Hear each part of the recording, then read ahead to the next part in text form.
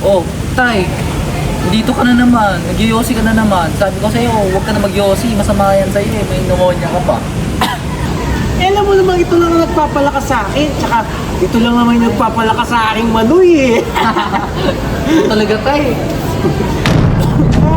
Yan, basta huwag ka. Oh, okay ka lang. Hindi, okay ka. Tay, okay ka. Nanaling kita sa ospital, tay. Tara, tay.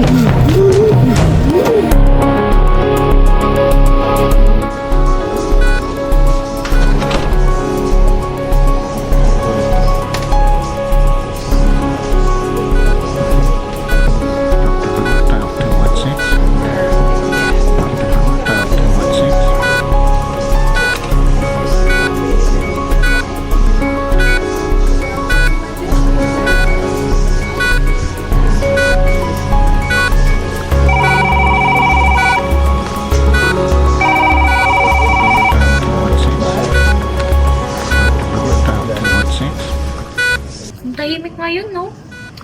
Uy, huwag kang ganyan. Baka matoxic tayo niyan. Tara, tay.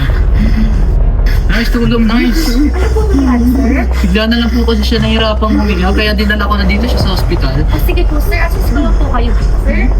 Sir, hindi lang po tayo. Kalma lang po, okay? Sir, sa labas na lang po tayo Pero ma'am, maghintay. Opo, opo. tatay ko po siya, Opo, ma'am. alam ko po. Pero kailangan niyo po maghintay sa Pero labas. ma'am, Opo, opo. please, Kailangan niyo lang pagkalangalan po punta siya, sa ma'am. nurses. Opo. Please, Sa gawin niyo nurses. po yung lahat na makakaya niyo, please. Sige po, sir. Pero punta lang po tayo sa nurses station po para magbigay ng information po sa nurse. Okay po? Sige, ma'am. Sige po. Sige po. Kami na po bahala.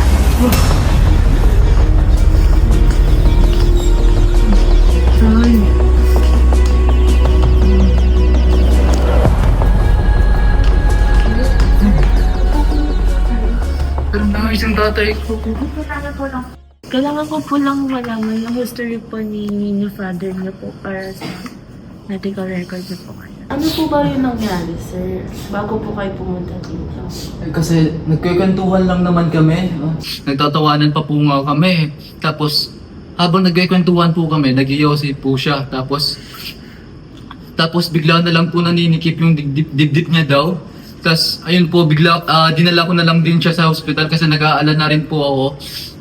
Meron Yun po. po. Meron po ba siyang past history, medical history po? Ano po, 30 years na po kasi siyang nag-yoyosi tapos meron na din po siyang pneumonia. Kaya po pinatigil na po namin siya sa pagdadrive. Yun lang po kasi yung kinabubuhay namin.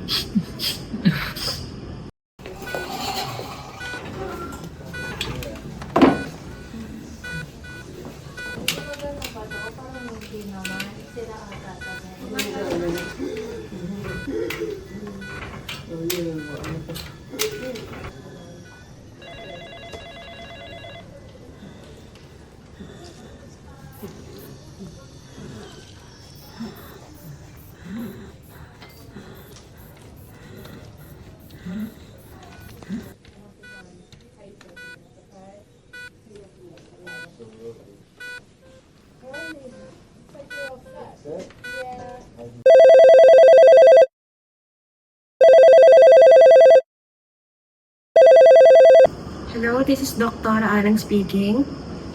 Hello, Doc Allen. Good morning. This is Ivy from ER Ward. Tumawag po ako regarding our new admission, a 68-year-old male patient na nakaka-experience po ngayon ng severe difficulty of breathing. Dinala po siya ng anak niya ngayon lang dahil bigla daw pong nahirapang huminga. As per the Sun, ang active medical history lang po niya ay may existing siyang pneumonia. Smoker po siya for 30 years. Pagdating po niya, agad po namin siyang pinasisyon sa high fowler at kinabitan ng oxygen via nasal cannula. It's been 5 minutes na po pero wala pa ding improvement sa condition niya at labored pa rin po ang breathing. Naka-nasal flaring po siya at ang oxygen saturation niya ay nasa 88% lang. Ang respiratory rate niya po ay elevated at 32 cycles per minute. Doc, pwede po ba kayong bumaba to evaluate the patient right now? In the meantime, pwede ko po ba i-escalate ang oxygen niya to a non-breather mask? At may gusto po ba kayong ipastat na lab test like ABG or chest x-ray habang papunta po kayo? Yes, can you send the medical records to me so I can check it right now? Okay. Sige. Okay, yes, please switch into a non-breather mask at 10 to 15 liters. I'll order a stat ABG and a portable chest x-ray. Please monitor his vitals closely. Papunta na ako dyan. Copy po, Doc. Non-breather mask, stat ABG, and portable CXR. Thank you, Doc.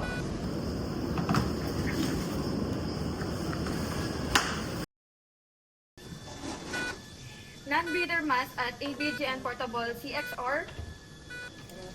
Nakausap ko na si Doc Allen. Pupunta na siya palitan daw ang non-breather mask at magpa-stat portable X-ray and ABG din, Doc, tayo. Sige po, nurse.